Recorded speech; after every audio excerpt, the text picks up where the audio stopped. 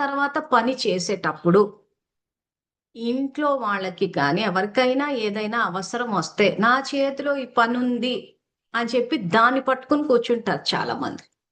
మనం సూర్యకాంతం సినిమా ఇది కూడా చూసాం. బయట నుంచి ఎండలో నుంచి వస్తే ఏమైనా నీళ్ళు ఏమన్నా ఉందా, ఏమైనా గాలి ఏమన్నా ఉందా అంటే అక్కడ వాళ్ళకి, అంటే మీకు ఉదాహరణ ఇస్తున్నాం ఇక్కడ, ఎవరికైనా దాహం గాని ఆకలి గాని వేస్తుందంటే దానికి ప్రాముఖ్యత ఇవ్వాలి. కానీ ఆ సమయంలో ఊడవడం గాని, గిన్నెలు తోమడం గాని, క్లీనింగ్ గాని, బట్టలు ఉతకడం గాని పనులు చేస్తూ ఉంటే సాధారణంగా నేను చూసిన వాళ్ళు, నేను మళ్ళీ అదే చెప్తున్నాను, ఈ ఎగ్జాంపుల్స్ ఏమన్నా ఉదాహరణలు ఇస్తున్నామంటే అందరికీ వర్తించవు. ఇది విషాద యోగం. అంటే ఒక ఇంట్లో విషాదం రావడానికి, ఒక ఆత్మ యొక్క జీవితంలో పరివర్తన చెందాలి అని అంటే ఈ విషాద యోగం నుంచి సాంఖ్య యోగాలు ఏం చెప్పారో దాని ప్రాక్టికల్ అప్లికేషన్ చెప్తున్నా. సో ఎవరింట్లన్నా ఇలాంటివి జరగకపోతే మరీ మంచిది, మీరు సంతోషంగా ఉంటే అంతకన్నా మాకు కావాల్సింది ఏముంది. కానీ ప్రతిదీ మీరు ఎత్తిన వేసుకోకండి. ఎందుకంటే ఇప్పటికీ మాకు వచ్చే ఫోన్ కాల్స్ లో ఇలా జరుగుతుంటది అనే ఉద్దేశం, మేము అలా చేయమండి అంటారు. మీ మీద ఎందుకు వేసుకుంటున్నారు?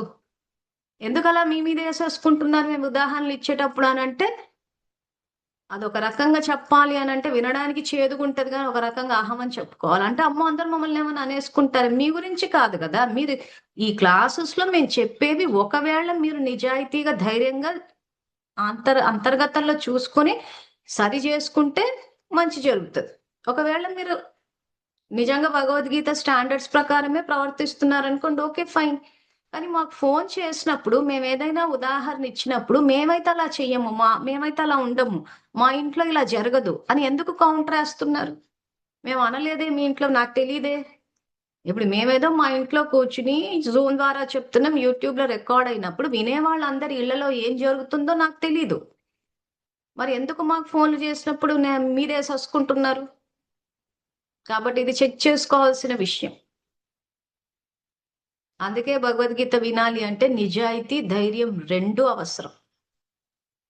అది ఉన్న రోజునే కరెక్ట్ గా దాన్ని ఆచరించగలుగుతా. అసలు సమస్య ఉందన్న విషయాన్ని గుర్తించకపోతే దాన్ని ఎట్లా సరిదిద్దుతారు? సో కాబట్టి ఈ విషయాన్ని దృష్టిలో పెట్టుకుని ఈ సిరీస్ వినండి.